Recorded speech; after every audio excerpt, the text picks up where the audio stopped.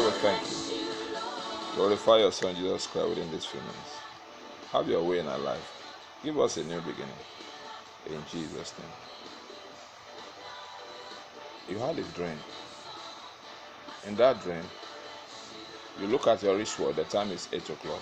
Or you look at the wall clock, the time is 8 o'clock. What does it mean? It means that your time has come and that the Lord is giving you a new beginning. It means that your time has come and the Lord is giving you a new beginning. On the other hand, if they give you a wristwatch or they give you a clock, it means that also that your time has come. Okay? I pray for you that in every area of your life you need new beginning. Like the Bible says, remember not the former thing, neither consider the things of old. I pray the Lord will begin to do new things on every side of your life. Spiritually, financially, materially, maritally, ministerially, on every side.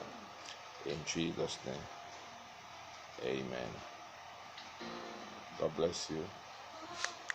In Jesus' mighty name.